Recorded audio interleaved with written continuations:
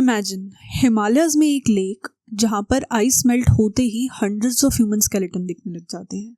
और सबसे सरप्राइजिंग बात यह है कि ये सब स्केलेटन एक टाइम पीरियड के हैं भी नहीं। Different groups, different timelines, but सबका एंड एक ही जगह। How is that even possible? Hi, I am Lavanya and आज हम बात करने वाले हैं रूपकुंड लेक की, एक ऐसा आर्कियोलॉजिकल पजल जिसको स्केलेटन लेक के नाम से भी जाना जाता है। रूपकुंड लेक की डिस्कवरी कॉमनली 1942 से एसोसिएट की जाती है, लेकिन इसका अर्लीस्ट डॉक्यूमेंटेड एविडेंस इससे भी पुराना है। पहली बार इस लेक का मेंशन 1898 में ब्रिटिश इन्वेस्टिगेटर्स के रिकॉर्ड में मिला था। फिर 1907 में टी.जी. लॉन्गस्टाफ नाम के एक ब्रिटिश माउंटेनियर ने भी यहाँ पर स्कैटर्ड बोन्स देखी थी, बट लेक काफ़ी रिमोट था, इस वजह से एट दैट टाइम वहाँ पे कुछ रिसर्च ट्रिगर नहीं हुई। फिर 1942 में एक ऐसी डिस्कवरी हुई that actually triggered the research. 2 सितंबर 1942 को H.K. मधवाल, जो कि एक इंडियन फॉरेस्ट रेंजर थे, वो नंदा देवी नेशनल पार्क जा रहे थे अल्पाइन वाइल्ड फ्लावर्स कलेक्ट करने के लिए। वो इस लेक तक पहुंचे तो उन्हें लगा कि फ्रोजन लेक में से कुछ उनकी तरफ देख रहा है। उन्होंने थोड़ी नज़दीक जाके देखा तो that was a human school. उन्होंने आइस थोड़ी सी स्क्रैप करी तो उनको और भी बोन्स दिखे। Now one thing was clear, ये कोई एक्सीडेंट नहीं था। यहाँ पे literally dozens of human bones उनको अपने सामने दिखाई दे रही थी। उन्होंने अथॉरिटीज़ को इस चीज़ के बारे में रिपोर्ट किया, but at that time second world war चल रहा था। ड्यू टू दैट 14 ईयर्स लग गए कुछ प्रॉपर रिसर्च ट्रिगर होने के लिए। 1956 में फाइनली 3 रिसर्च टीम्स रूपकुंड पहुंची। Anthropological survey of India, Lucknow university and Indian institute of science. ये सब जब लेक तक पहुंचे तो उस टाइम लेक फ्रोजन नहीं था, तो उनको इस जगह पर जो दिखा दैट वाज रियली डिस्टर्बिंग। उनको पूरी वैली बोन्स से भरी हुई दिखी। उन्होंने देखा कि कुछ स्केलेटन्स पर फटे हुए कपड़े लगे हुए थे, कुछ पर पीसेस ऑफ फ्लैश एंड कुछ पर हेयर तक लगे हुए थे। और उस टाइम स्केलेटन काउंट एस्टिमेट किया गया 300 से 800 के बीच। बोन्स के साथ साथ वहाँ पर कुछ और भी चीज़ें पाई गई, जैसे कि leather sandals, broken wooden objects, iron spearhead, glass beads, seashell beads और बैम्बू और बर्च बार्क से बने हुए पैरासोल के रिमेन्स। वहाँ rock slides and avalanches common हैं, इसलिए बोन्स रैंडमली स्कैटर्ड मिली। 1956 में टेस्टिंग के बाद कुछ एक्स्ट्रा ऑब्जर्वेशंस भी सामने आई। वहाँ जो रिमेन्स मिले उनमें मेन, विमेन एंड चिल्ड्रन तीनों थे। ज़्यादा बॉडीज़ में ट्रॉमा नहीं मिला। 2 हाइट ग्रुप्स मेजरली वहाँ पे थे, एक थोड़ा टॉलर एंड एक थोड़ा शॉर्टर। कुछ स्कल्स के फोरहेड पे इंडेंटेशन पाई गई, जो कि ट्रम्प लाइन या फिर बैक जैक स्ट्रैप यूज़ करने से होता है एंड शर्पा टाइप गाइड का पैटर्न होता है। और इम्पॉर्टेंटली 6 स्कल्स के अंदर ब्लंट फोर्स इंजरीज मिली। ये डिटेल बाद की थ्योरीज में एक इम्पॉर्टेंट एस्पेक्ट बन जाती है। अब क्योंकि 1942 के बाद रिसर्च में 14 ईयर्स लग गए थे, 1956 तक कुछ थ्योरीज बन गई थी। First theory was Japanese soldier invasion. ये थ्योरी इसलिए रिजेक्ट हो गई क्योंकि वहाँ पर कोई यूनिफॉर्म या वेपन्स के ट्रेसेस नहीं मिले, बॉडीज रीसेंट नहीं लग रही थी, इस वजह से ये थ्योरी रिजेक्ट हो गई। सेकेंड थ्योरी वाज ट्रेड कारवां, क्योंकि जो स्केलेटन्स वहाँ पे मिले थे उसके अंदर चिल्ड्रन एंड विमेन दोनों प्रेजेंट थे एंड वहाँ पे सप्लाई गुड्स का कोई हमें एविडेंस नहीं मिला, इस वजह से ये थ्योरी भी रिजेक्ट कर दी गई। थर्ड वाज प्लेग बरियल, इसका भी कोई पैथोजन DNA नहीं मिला टेस्टिंग में एंड कोई हिस्टोरिकल रिकॉर्ड भी नहीं था, इस वजह से ये थ्योरी भी रिजेक्ट कर दी गई। Fourth was ritualistic. 6 ही बोन्स में ब्लंट फोर्स इंजरी मिली एंड और किसी में भी ऐसा कोई एविडेंस नहीं पाया गया, that's why this theory was also rejected. Now last theory is pilgrimage theory.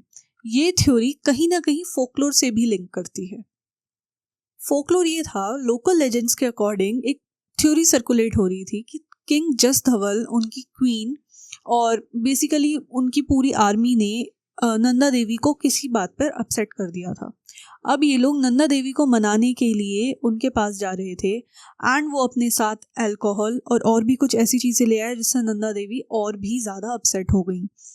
उन्होंने उनको सज़ा देने के लिए एक वायलेंट स्टॉर्म लेके आया एंड जिससे कि वहाँ पे जितने भी लोग थे, किंग, क्वीन एंड जो भी लोग उनके साथ थे, उन सब की ऑन द स्पॉट डेथ हो गई। ना फोकलोर बिल्कुल लिटरल नहीं होता, बट एक पार्ट मैच होता है। 800 to 900 CE की जो बोन्स पाई गई उनमें हैवी हेलस्टॉर्म टाइप मार्क्स थे जो कि 6 स्कल्स के अंदर पाए गए। अब आती है वो स्टडी जिसने सब कुछ उल्टा कर दिया। 2019 में नेचर कम्युनिकेशन में एक पेपर पब्लिश हुआ। 38 स्केलेटन्स का जीनोम वाइड सीक्वेंसिंग किया गया और रिजल्ट जेन्युइनली शॉकिंग था। रूपकुंड एक ही इवेंट नहीं था, यहाँ पर 3 डिफरेंट जेनेटिक ग्रुप्स मौजूद थे। Group A was South Asian, ancestry similar to the people of India, Nepal and Pakistan. Timeline was around 700 to 900 CE और इनकी डाइट में मिले हैवी डाइट पाई गई। ब्लंट फोर्स इंजरी कुछ स्कल में हेलस्टॉर्म लाइक पैटर्न पाए गए जो कि 6 स्कल्स में पाए गए थे। इस ग्रुप के जो लोग थे they were mostly healthy. Now group B, second group की एंसेस्ट्री जो है वो मेडिटेरेनियन पाई गई जो कि करंट ग्रीस के लोगों से मैच करती है। This timeline was around 1700 to 1900 CE। यहाँ की diet wheat, barley and rice heavy पाई गई। अब यहाँ पर जितने भी लोग थे उनका आपस में कोई फैमिली रिलेशन नहीं था, कोई लोकल एंसेस्ट्री भी नहीं थी। Group C was a single South East Asian individual. इसकी एंसेस्ट्री मलय पाई गई and timeline same as group B.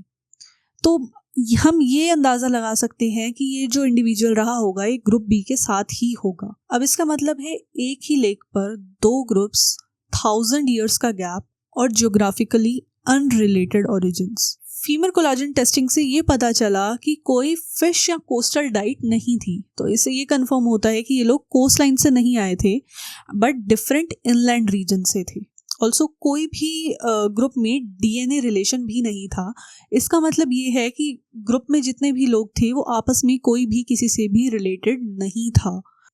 2023 में भी स्टडी हुई और उसमें 27 स्केलेटन्स एग्जामिन किए गए। नाउ इसमें हमें एजेस पता चली, जिसमें एक इंडिविजुअल था जो कि 20 to 35 ईयर्स ऑफ एज के बीच था। 10 इंडिविजुअल्स थे जो 35 to 45 ईयर्स ऑफ एज के थे। 6 individuals were 50 plus, 4 adult were undefined and 4 skeletons were undetermined. Now coming to sex determination, सिर्फ एक confirmed male, एक confirmed female, 4 probable males and 5 probable females. 16 individuals ऐसे थे जो unidentified रहे। काफ़ी individuals में अनीमिया और न्यूट्रिशनल स्ट्रेस भी पाए गए। And one more point, latest accounting ये एस्टिमेट करता है कि लेक में अभी करंटली अबाउट 200 बॉडीज रिमेनिंग है, क्योंकि बाकी टूरिज्म की वजह से या डिस्टर्बेंसेस की वजह से लूज हो चुके हैं। Now coming to what killed them. Group A का केस काफ़ी स्ट्रेट फॉरवर्ड लगता है। Hail storm, pilgrimage and injuries सब मैच करते हैं। Now coming to group B and C case, Himalayas में वेदर मिनट्स में चेंज होता है। कोल्ड शॉक, हाइपोथर्मिया, डिसोरिएंटेशन और सडन स्टॉर्म में इतने बड़े ग्रुप की भी सडन डेथ हो सकती है। और फ्रीजिंग डेथ बोन पर कोई सिग्नेचर भी नहीं छोड़ती। इससे एक्चुअली हम कुछ कंफर्म नहीं कर सकते कि ये इस रीज़न से मरे या नहीं। एक्चुअल मिस्ट्री ये नहीं कि इन लोगों की डेथ कैसे हुई।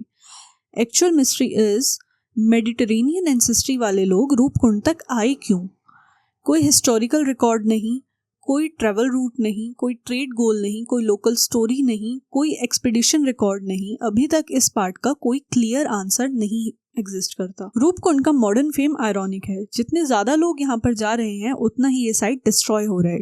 टूरिस्ट बोन्स को मूव कर देते हैं, पाइल्स बना देते हैं पिक्चर्स क्लिक करने के लिए, कुछ बोन्स चुरा लेते हैं तो कुछ स्केलेटन्स अपने नेचुरल पोजीशन से शिफ्ट हो जाते हैं। आर्कियोलॉजी में कॉन्टेक्स्ट इज वेरी इंपॉर्टेंट।